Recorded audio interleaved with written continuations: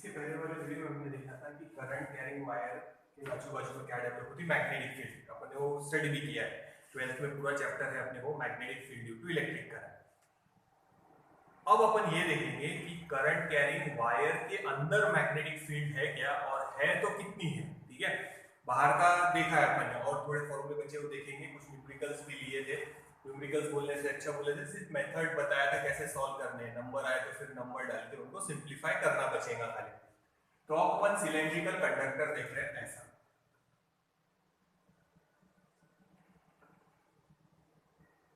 तो इसके अंदर से करंट फ्लो हो रहा, suppose I current carrying wire है। इतनी मोटी वायर नहीं रहती, देखिए तो खाली बताने के लिए बताया है ना, वायर सिलेंड्रिकल शेप में रहेगी बट इतनी मोटी नहीं रहती, पर अपन ने बताया कि ये इसमें से करंट फ्लो हो रहा, और कितना करंट फ्लो हो रहा, सपोज आई। ठीक है, तो ये है इसका साइड व्यू, अपने काम आएगा टॉप व्यू, ऊपर से देखेंगे अपन। तो ये ऐसा, ये वाला। ठीक है, तो थोड़ा और बड़ा बनाते डायग्राम।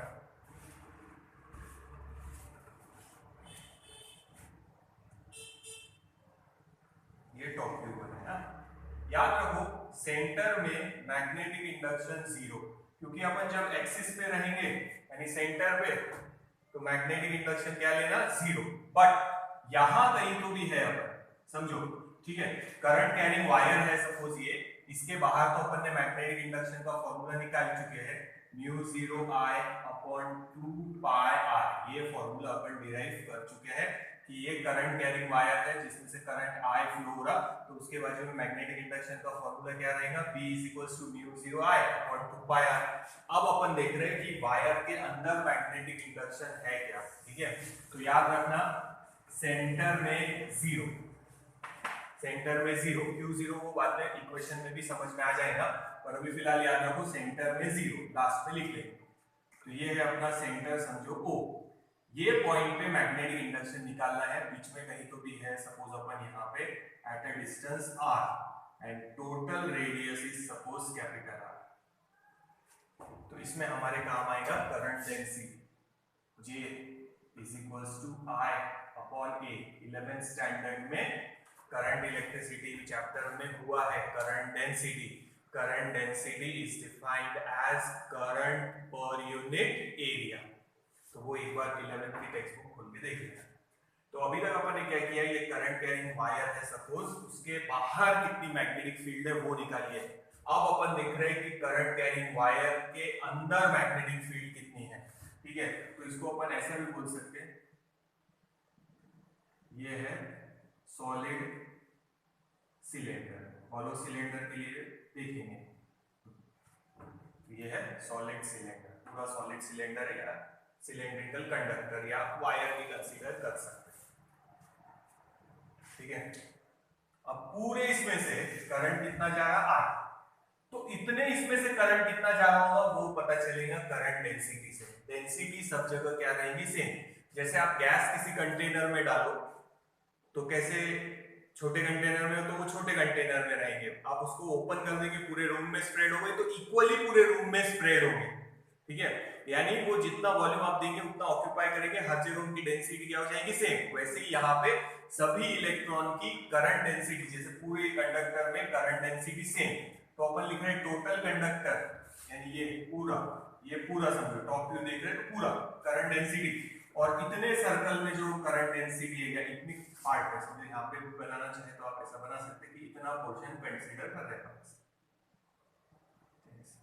ठीक है, तो अपन यहाँ नहीं बनाएंगे, नहीं तो तुम लोग उसको हॉलो समझ जाएंगे।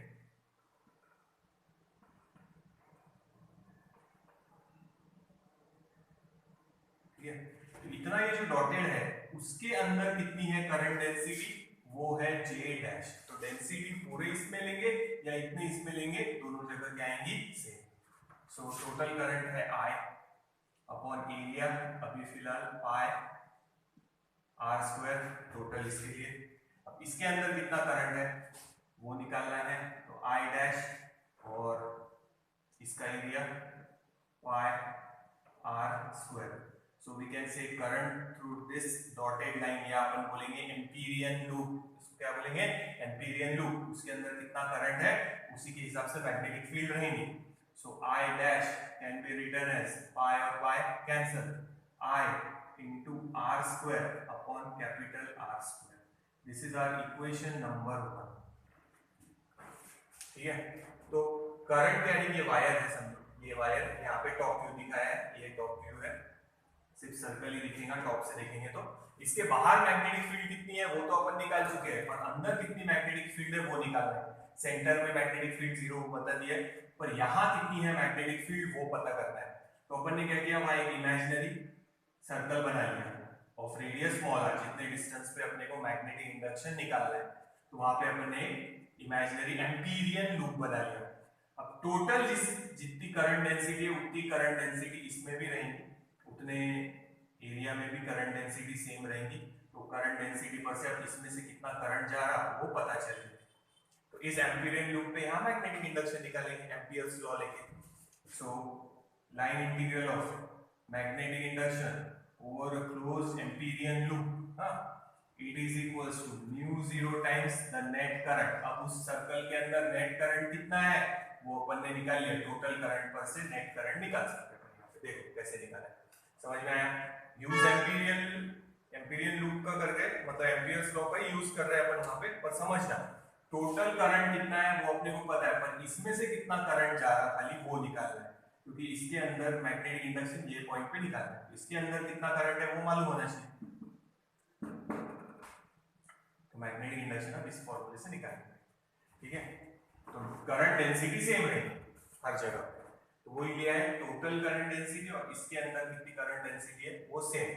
तो अब इस एम्पीरियन लूप, ये जो डॉटेड लाइन बना है, तो अपन ने क्या कंसीडर किया था, ये पॉइंट P, यहाँ मैग्नेटिक इंडक्शन निकालना है कितना है, तो उसके लिए अपन ने इमेजिनरी एम्पीरियन लूप कंसीडर किया, उसके अंदर कितना करंट है वो पता चल गया, वो करंट की वैल्यू यहाँ डालेंगे तो मैग्नेटिक इंडक्शन पता चल जाएगा।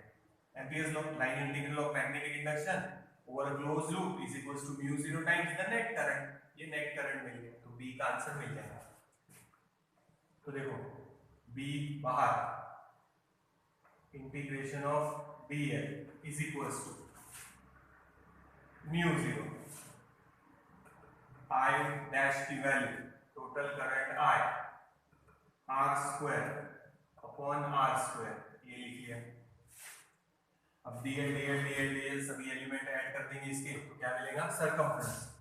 सो b into 2 pi r is equals to mu 0 into I r square upon capital R square. So final answer है मैग्नेटिक इंडक्शन का म्यू 0 अपॉन 2 पाई, ये 2 पाई अपॉन में r कैंसिल, तो एक r बचेगा अपॉन में r स्क्वायर और into I।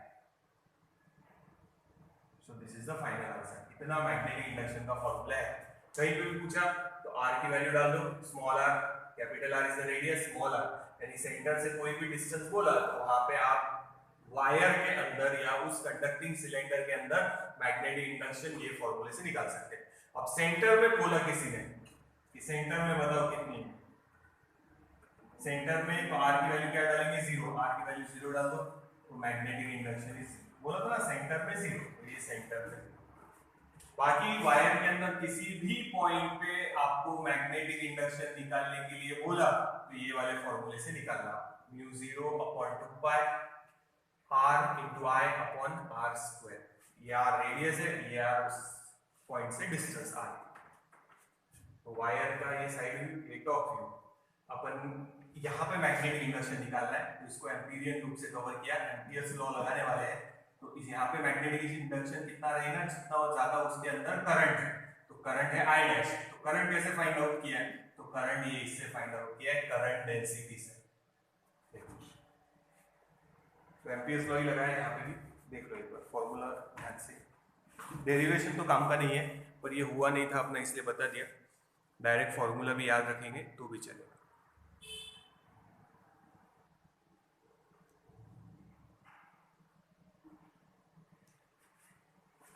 ठीक है, तो ये याद रखना। अभी तक हम लोग ले रहे थे करंट कैरिंग वायर के बाहर, अब ये अगर अंदर निकालने के लिए बोला तो कैसे लॉजिक किया, देखो पूरी इसमें जो करंट डेंसिटी है, इसके अंदर करंट डेंसिटी सेम, तो इस सर्कल जो इमेजिनरी बनाया अपन ने ऑफ रेडियस स्मॉल r, उसके अंदर कितना करंट है वो ये फॉर्मूले से निकाल लिया अपन ने, और फिर एम्पियर्स लॉ लगा के मैग्नेटिक इंडक्शन ये फॉर्मूला निकाला है, mu 0 upon 2 pi small r into I upon r square. ठीक है, अच्छा हॉलो है पूरा तो कोई देखने की जरूरत नहीं है, जैसे पूरा हॉलो है सब कुछ, एकदम थिन है सिलेंडर, ये सॉलिड सिलेंडर था, अब ले रहे हैं हॉलो सिलेंडर। तो साइड व्यू ये ऐसा दिखेगा, हॉलो है, और टॉप व्यू ऐसा दिखेगा। थिकनेस जो है वो बहुत ही कम है, ये पूरा हॉलो है। तो याद रखो सेंटर में मैग्नेटिक इंडक्शन 0 और बीच में भी कहीं लेंगे तो मैग्नेटिक इंडक्शन 0। अरे कंडक्टर ही नहीं है वहां पे, सिर्फ इतनी पतली सी लेयर है, तो याद रखो इस लेयर को छोड़ के बाकी अंदर जितना भी है सब जगह मैग्नेटिक इंडक्शन 0। तो पतली सी लेयर है तो वहां निकालने की जरूरत ही नहीं है अपने को, ये यहाँ से। तो याद रखो सॉलिड सिलेंडर है तो ये फॉर्मूला यूज करना, अगर हॉलो सिलेंडर है अंदर पूछा मैग्नेटिक इंडक्शन दूसरी जगह एट ए डिस्टेंस आर तो भी 0, सेंटर में बोला तो भी 0, तो magnetic induction is 0 inside a hollow cylinder. और सॉलिड सिलेंडर का ये फॉर्मूला हम लोगों ने बनाया, ठीक है, निकाल देते हैं।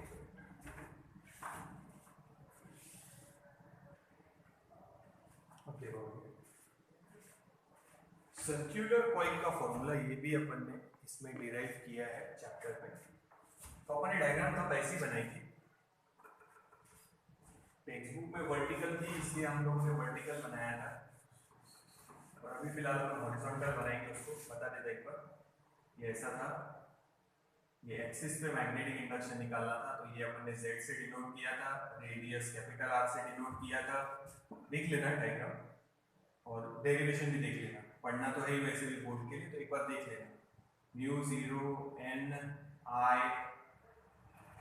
r square upon twice r square plus z square raise to power 3/2, ये फॉर्मूला अपन ने डिराइव किया। अब यहाँ थोड़ा अपन चेंज करेंगे नोटेशन, अपन हॉरिजॉन्टल निकाल रहे हैं पॉइंट, ऐसे रेडियस दिखा रहे हैं ए से, और डेफिनेटली यहाँ मैग्नेटिक इंडक्शन निकालना है ऑन द एक्सिस, जैसे ये था ऑन द एक्सिस, और यहाँ एक्स एक्सिस के अलोंग है इसलिए एक्स लिख रहे हैं, बस उतना फर्क कर रहे हैं और कुछ नहीं चेंज कर रहे। तो मैग्नेटिक इंडक्शन का फॉर्मूला देखो, mu 0 n I, n is the number of turns, I is the current flowing through this coil या flowing through this coil। यहाँ पे वर्टिकल थी, जनरली हॉरिजॉन्टल ही बनाते, पुराने सिलेबस में भी हॉरिजॉन्टल ही था, कॉम्पिटिटिव के लिए जब पढ़ेंगे तो भी हॉरिजॉन्टल ही है, बट टेक्स्ट बुक में इस बार नया दे दिया, वर्टिकल फॉर्म में दिया, तो वर्टिकल फॉर्म में ठीक है। वायर कैसे भी रखो, ऐसे रखो या ऐसे रखो, कोई फर्क नहीं पड़ने वाला कॉइल को। मैग्नेटिक इंडक्शन यहाँ है तो Z लिखा है खाली, क्योंकि Z एक्सिस पे लिया था अपन ने एक्स एक्सिस और वाई एक्सिस प्लेन में ये रखा था, तो ये Z एक्सिस के अलोंग कंसीडर किया था अपन ने, तो ये मेरा अलोंग एक्स एक्सिस, तो ये रेडियस, ये Z एक्सिस का डिस्टेंस, तो mu 0 n I r square upon twice r square plus z square raise to power 3/2। तो ये देखो म्यू 0 n I रेडियस है वहाँ पे, तो यहाँ लिखेंगे a स्क्वायर, रेडियस ये है तो डिस्टेंस x है, तो twice a square plus x square raise to power 3/2, बस इतना चेंज कर रहे हैं।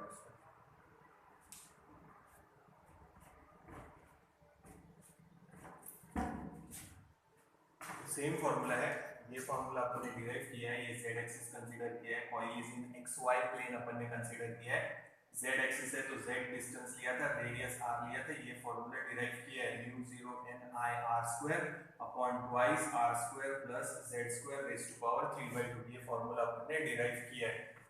अब उसकी जगह अपन कॉइल ऐसे बना रहे हैं हॉरिजॉन्टल, ठीक है, तो ये डिस्टेंस x एक्सिस पे है p पॉइंट जहां मैग्नेटिक इंडक्शन फाइंड आउट करना है, ठीक है, तो फॉर्मूले में रेडियस a से डिनोट किया है, ये x से डिनोट किया है, तो mu 0 n I a square upon twice a square plus x square raise to power 3/2, तब नोटेशन बदले, फॉर्मूला वही रखा है।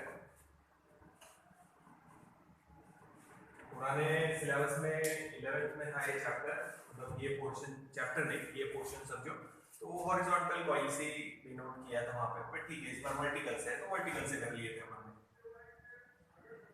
फॉर्मूला सेम, कॉइल को ऐसे रखो डिस्टेंस अगर ये है तो सिर्फ z एक्सिस की जगह x एक्सिस पे आएगा, वो फर्क नहीं पड़ेगा। तो ये ध्यान रखो ना। कंडीशन लिए थे उसमें first, if x is very, centre वाला ले लेते पहले, x इज इक्वल्स टू 0, यानी अपन सेंटर में है, at centre of that circular point x की वैल्यू 0, मतलब ये पॉइंट P यहाँ पे सेंटर वाला फॉर्मूला अपन डिराइव कर चुके हैं, देखते हैं इससे मैच होता क्या। So b is equals to mu 0 n I a square upon twice a square raise to power 3/2, x की वैल्यू 0 डाल दिया। So b is equals to mu 0 n I a square upon twice, ये 2 और ये 2 cancel, तो बचेगा a cube, ये square इसके साथ कैंसिल कर दो, देखो वही फॉर्मूला है कि तो mu 0 n I upon twice r चाहिए था, रेडियस a है, तो a से, जैसे अपन ने सर्कुलर कॉइल में रेडियस स्मॉल r लिखा था, तो मैग्नेटिक इंडक्शन सेंटर पे फॉर्मूला आया था mu 0 I upon twice r, and if there are n number of turns it becomes mu 0 n I upon twice r, वही आया है। तो ये एक्सिस पे है, ये सेंटर का हो गया, ठीक है, फिर से वही आया, कोई प्रॉब्लम नहीं है। देखिए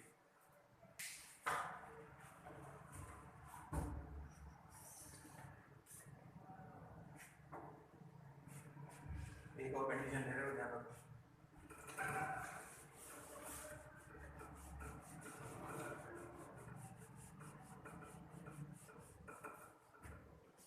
If second condition, x is very very very large as compared to radius a, तो ये a square in comparison to x square neglect कर रहे हैं, ये स्क्वायर निगलेक्ट मत करना, पता था। मान लो a की वैल्यू है 0.01, तो a स्क्वायर हो जाएगा 0.0001, यानी a की वैल्यू बहुत स्मॉल थी, स्क्वायर और भी कम हो गए।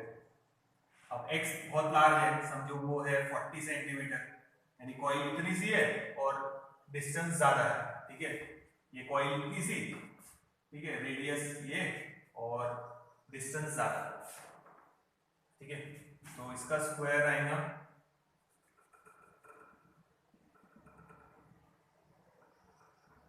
1600।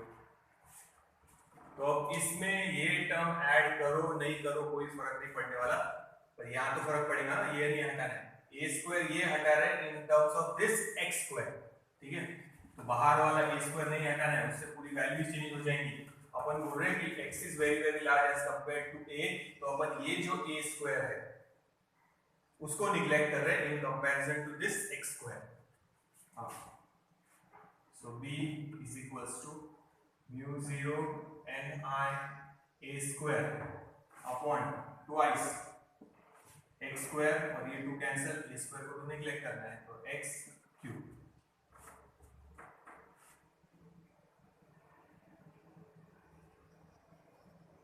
ठीक है, तो ये भी फॉर्मूला याद रखना। अगर ऐसी कंडीशन रही तो आप ये भी फॉर्मूला यूज कर सकते हैं। थोड़ा सा अरेंज कर रहे हैं उसको, ध्यान देना। एरिया का formula pi r square, so a square की जगह आएगा, a स्क्वायर की जगह a अपॉन पाई, सब्स्टिट्यूट करो, b is equals to mu 0 n I twice x cube into a square की जगह डाल रहे हैं a अपॉन पाई, ठीक है, a is the area, area का फॉर्मूला पाई r स्क्वायर, ये a square,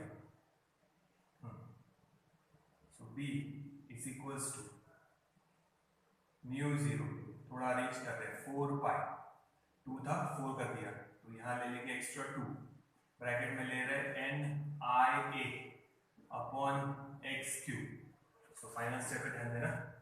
so b is equals to mu 0 upon 4 pi twice ये n I a, मतलब capital M, magnetic dipole moment, देख लेना मैग्नेटिज्म में पढ़ाया है, 11th में आप लोगों ने देखा होगा, उसमें लिख के दिया है n I a, यानी नंबर ऑफ टर्न्स, करंट और a एरिया, तो it is magnetic dipole moment. जैसे P इलेक्ट्रिक डायपोल मोमेंट, ऐसे ये मैग्नेटिक डायपोल मोमेंट, और अपॉन में सॉरी ये x क्यूब है, x क्यूब अपॉन में x क्यूब। तो ये फॉर्मूला सेम वैसा ही है जैसे मैग्नेट का निकाला था अपन ने ऑन द एक्सिस पे। तो यहां से डिस्टेंस अगर मैं x लिखूं या r लिखूं सपोज, तो magnetic induction on the axis का फॉर्मूला था μ0 upon 4 pi twice m upon r cube. तो मैग्नेटिक इंडक्शन का फॉर्मूला सेम है, यानी ये कॉइल मैग्नेट की तरह बिहेव करेंगे। तो मैग्नेटिक इंडक्शन का ये और ये फॉर्मूला सेम है, यानी मैग्नेट पे एक्सिस का फॉर्मूला ये है और ये कॉइल के लिए 11th स्टैंडर्ड में हुआ है, देख लेना एक बार मैग्नेट वाला।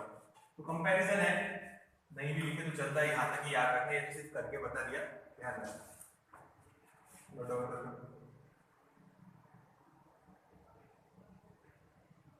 रोटेशन थोड़े बदले हैं, रेडियस a और डिस्टेंस x, क्योंकि हॉरिजॉन्टल कॉइल है, रेडियस को a से डिनोट किया है। आप लोग r से भी डिनोट कर सकते हैं प्रॉब्लम के लिए। ये जो फॉर्मूला है मैग्नेट का फॉर्मूला है तो on the axis, 11th standard में देखना मैग्नेट का फॉर्मूला ऑन द एक्सिस वही है। तो ये कॉइल बिहेव करेगी like that of a magnet.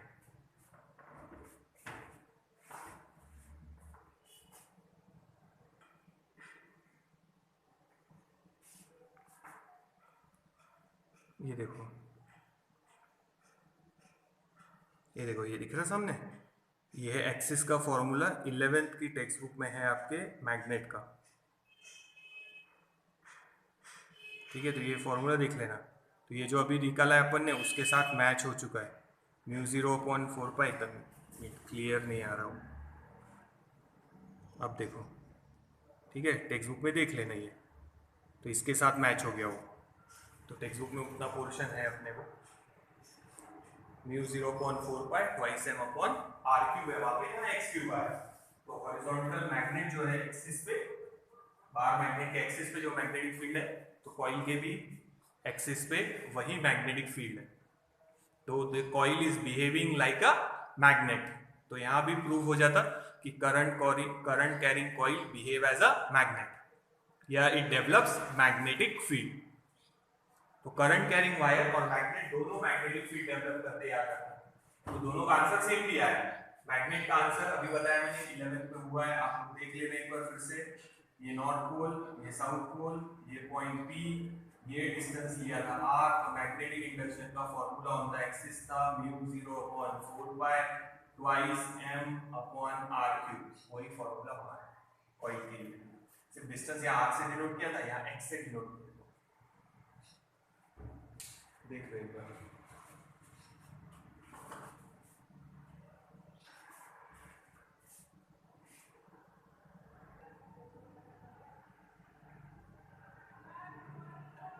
अब देखो, अब लेते हैं bx कर्व। bx कर्व मतलब मैग्नेटिक फील्ड और x जो डिस्टेंस बनाए थे उसका कर्व। तो x एक्सिस पर ही है x, ध्यान देना। तो ये वही अपना x एक्सिस, यहाँ पे डिस्टेंस 0, इधर में तो पॉजिटिव और इधर में तो निगेटिव डिस्टेंस, वो प्रॉब्लम नहीं है। ये है मैग्नेटिक इंडक्शन। समझो यहाँ कॉइल है, इमेजिनरी एक बार बना दिया, तो अपन ने ऐसी रखी है, पर दिखाते समय थोड़ा ऐसा दिखाया ताकि सर्कल दिखा सके।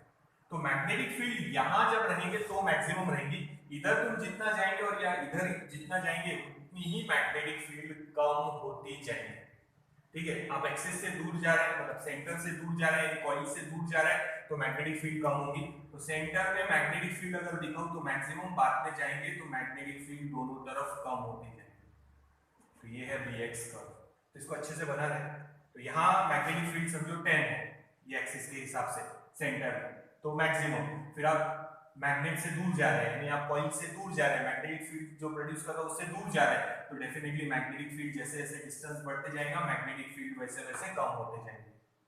तो as we move away from the coil, the magnetic field goes on decreasing. तो ये कॉइल हटा रहे हैं और ग्राफ थोड़ा बड़ा और अच्छे से बनाते हैं। तो this is called bx curve of the graph, तो sorry bx curve of that coil.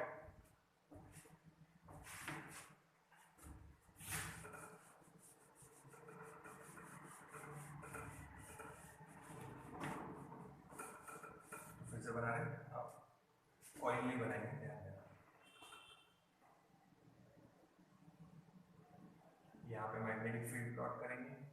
ये सेंटर, ये x और ये समझो -x।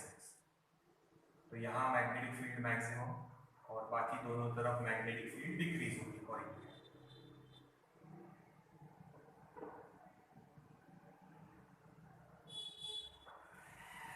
ठीक है,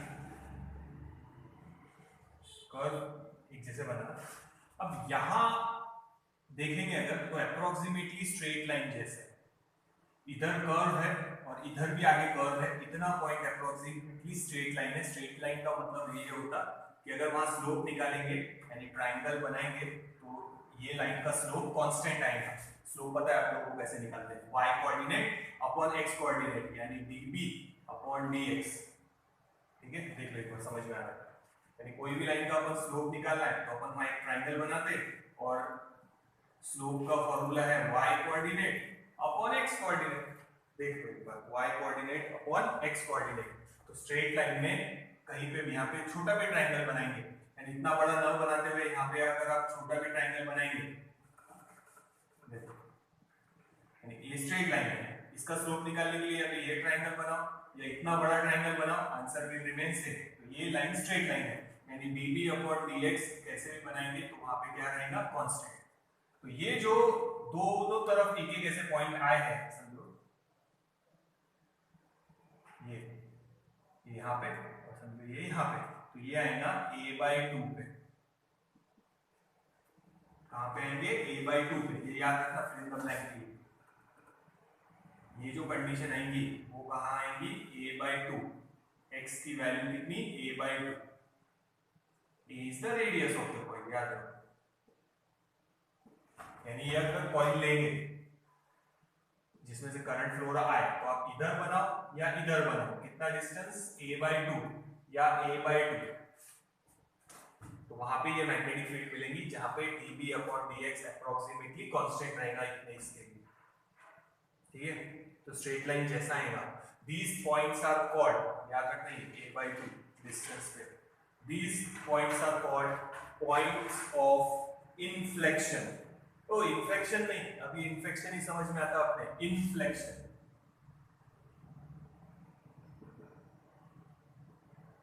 ये पॉइंट और ये पॉइंट, दो पॉइंट है समझो, ये ए वाला पॉइंट, ये बी वाला point. these two points are called point of inflection। और कहाँ मिलेंगे, एग्जैक्ट a/2 पे। तो ये फिल इन द ब्लैंक में अपन कॉम्पिटिटिव के लिए पढ़ रहे हैं तो ये याद रखना, पॉइंट ऑफ इन्फ्लेक्शन कहाँ मिलेंगे, a/2 पे। तो डिस्टेंस a/2 कॉइल के इधर और कॉइल के उधर, दो पॉइंट ऐसे मिलेंगे जहां ग्राफ में अप्रोक्सीमेटली स्ट्रेट लाइन है। अप्रोक्सीमेटली स्ट्रेट लाइन मतलब db upon dx। This point are called point of inflection. This points are called point of inflection. और वो कितने डिस्टेंस पे मिलेंगे कॉइल से, a/2 दोनों तरफ, इधर भी और इधर। तो ये थोड़ा सा याद रखना। ठीक है, ये याद रखना पॉइंट ऑफ इन्फ्लेक्शन। और कितने पॉइंट ऑफ इन्फ्लेक्शन मिलेंगे, दो, एक कॉइल के उधर एक कॉइल के इधर, कितने डिस्टेंस पे, a/2। तो ये पॉइंट ऑफ इन्फ्लेक्शन ऐसे पॉइंट है जहां db अपॉन dx क्या रहेगा, कांस्टेंट, यानी अप्रोक्सीमेटली ये लाइन और ये लाइन यहां तक की स्ट्रेट है। उसके बाद इधर भी कर्व है और इधर भी देखो कर्व है। ये पॉइंट यहां से यहां पे देखेंगे तो अप्रोक्सीमेटली स्ट्रेट लाइन है। ठीक है, अब ध्यान दो, अगर मान लो एक कॉइल है ये जिसका ग्राफ ये बना लिया, अब दूसरी कॉइल लेंगे ये, उसका ग्राफ उसके बाजू में बनाएंगे, पर इन दोनों के बीच में का रेडियस इसकी भी a है, रेडियस इसकी भी a है, और इन दोनों के बीच में का डिस्टेंस रखा है a/2। तो दूसरे डेफिनेटली समझ में आया होगा आप लोगों के। तो दूसरे इसका जो पॉइंट ऑफ इन्फ्लेक्शन है वो पहले वाले के साथ मैच हो जाए। ये दूसरी कॉइल का, तो ये एक पॉइंट ऑफ इन्फ्लेक्शन, तो ये इसका एक कॉइल का ये a पॉइंट, ये b पॉइंट, दूसरी कॉइल का ये a पॉइंट और ये b पॉइंट। तो अब एक पॉइंट ऑफ इन्फ्लेक्शन मिक्स हो गया क्योंकि दोनों के बीच में का डिस्टेंस क्या रखा था, a/2। तो यहाँ पे अप्रोक्सीमेटली अगर ध्यान देंगे तो मैग्नेटिक फील्ड क्या रहेगी, कांस्टेंट। यानी अगर आप ऐसे दो कॉइल रख ले तो वहां पे मैग्नेटिक फील्ड अप्रोक्सीमेटली कांस्टेंट आएंगे। तो अगर आपको कांस्टेंट मैग्नेटिक फील्ड चाहिए तो ऐसी अरेंजमेंट रखना, यहाँ दो कॉइल के बीच में अप्रोक्सीमेटली मैग्नेटिक फील्ड क्या आएंगी, कांस्टेंट। देखो ग्राफ को ऐसे कंबाइन कर दीजिए, तो ये ड्रॉ किए तो भी चलता, नहीं भी किए चलता। एक मिनट दूसरे पेन से करते हैं। तो ये दोनों कॉइल के ग्राफ मिक्स हो गए, देखिए यानी मैग्नेटिक फील्ड मिक्स हुई है, तो इन दोनों का रिजल्टेंट ऐसा मिलेगा, अप्रोक्सीमेटली कांस्टेंट रहेंगी। तो इन दो कॉइल के बीच में अब मैग्नेटिक फील्ड अप्रोक्सीमेटली कांस्टेंट है, देख लो।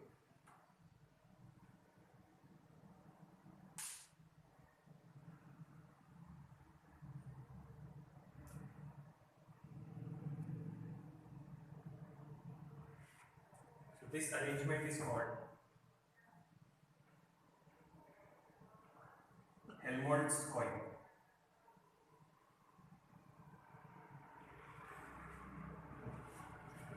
मैग्नेटिक फील्ड बीच में कांस्टेंट मिलेगी, चेंज नहीं होगी, अप्रोक्सीमेटली बीच में कांस्टेंट मिलेगी।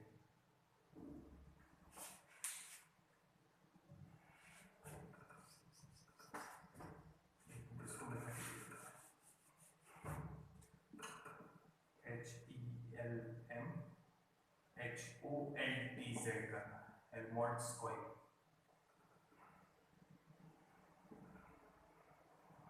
तो बीच में अप्रोक्सीमेटली मैग्नेटिक फील्ड ये पोर्शन में कांस्टेंट।